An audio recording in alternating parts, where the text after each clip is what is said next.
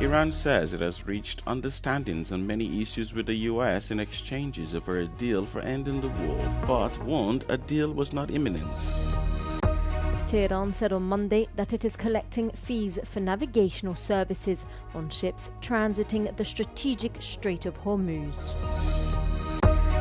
Serbian President Aleksandar Vučić defended his ties to Beijing, Serbia's largest foreign investor, during his 5-day state visit to China.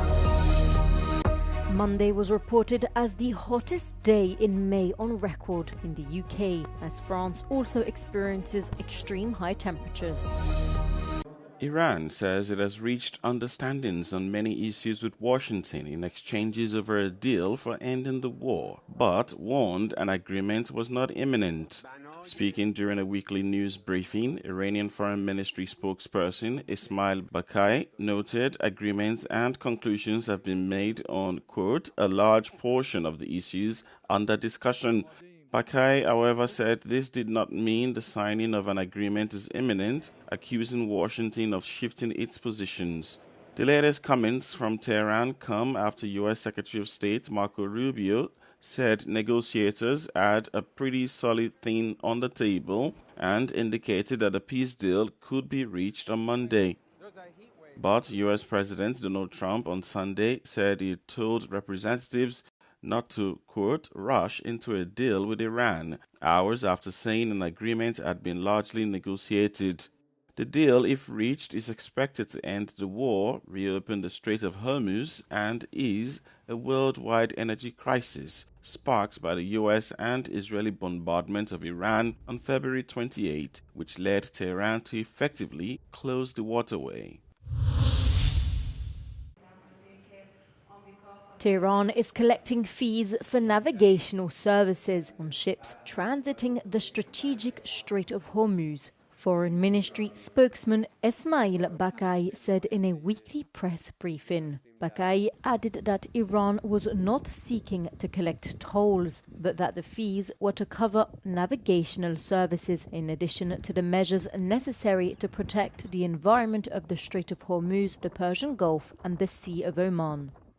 Last week, Iran published a map claiming regulatory control over a stretch of the Strait of Hormuz that extends deep into the territorial waters of the United Arab Emirates and Oman. In response, 5 Gulf states warned shipping companies through the International Maritime Organization not to comply. 12 weeks have passed since the US and Israel attacked Iran. A ceasefire has held since the 7th of April, though both sides have exchanged fire on occasion. Iran said on Monday that Tehran and Washington had reached understandings on many issues in exchanges over a deal for ending the war, but warned an agreement was not imminent.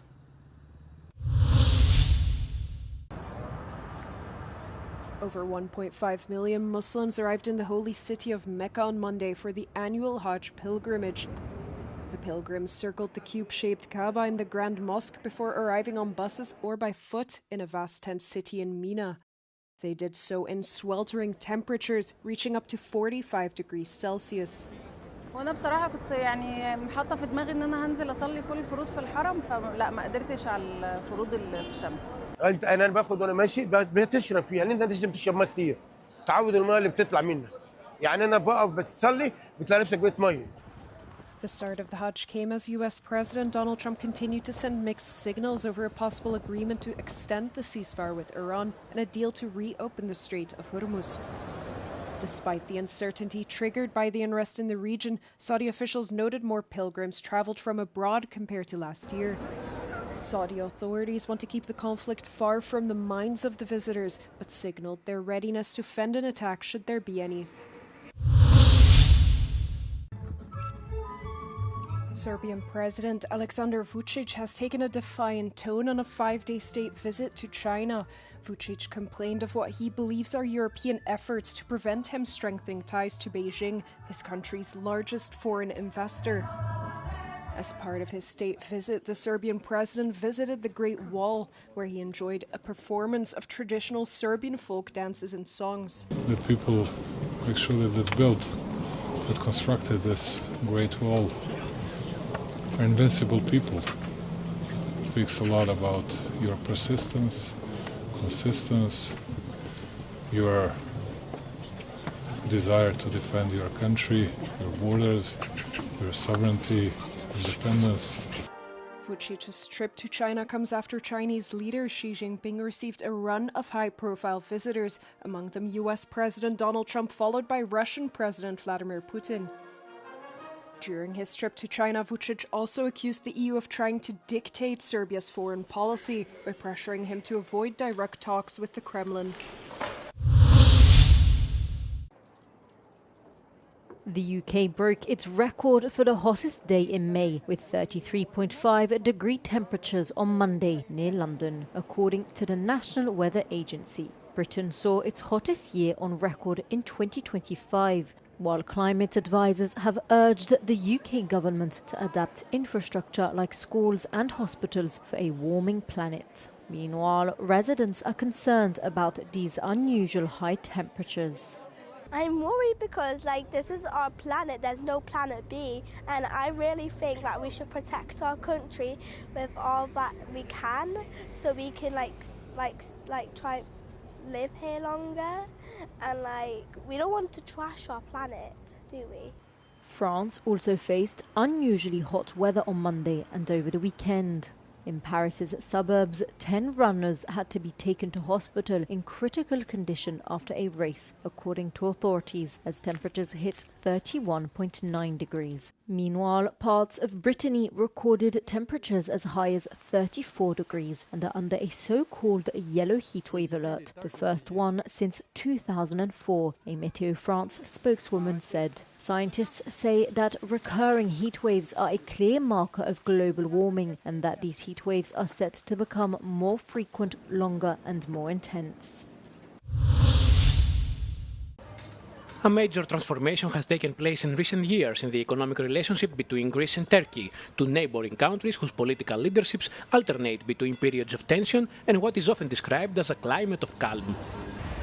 Over the past 5 years, the total volume of trade and tourism between the two countries is reported to have doubled. However, this growth has become increasingly uneven. Ενώ από την Ελλάδα μέχρι πριν από 10 χρόνια ερχόταν στην Τουρκία για ψώνια, Κωνσταντινούπολη, Ανδριανούπολη και Σάνι, τώρα από την Τουρκία οι επισκέπτες πάνε στην Ελλάδα γιατί οτιδήποτε θέλουν να ψωνίσουν είναι πιο φτηνό.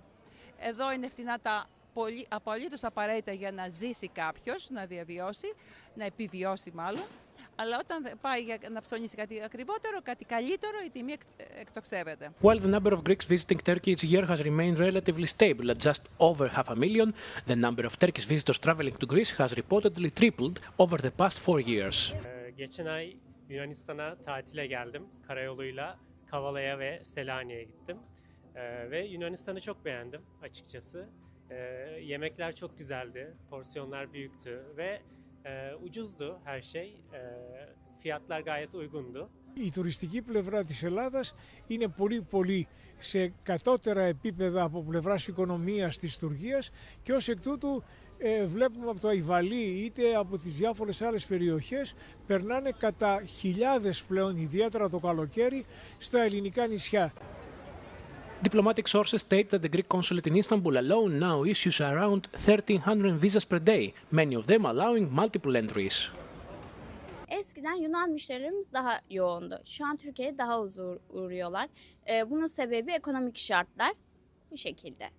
Kıyasla daha az. According to data from the Hellenic Statistical Authority, the trade balance between the two countries has also shifted dramatically in recent years. Imports from Turkey to Greece, which stood at 1.3 billion in 2020, are now estimated at 3.3 billion. In contrast, Greek exports to Turkey are projected to reach only 1.3 billion in 2025, continuing a downward trend over the past 3 years after peaking at 3 billion in 2022. Τα τελευταία χρόνια, η ροή των επισκεπτών από την Τουρκία στην Ελλάδα και αντιστρόφως έχει αλλάξει.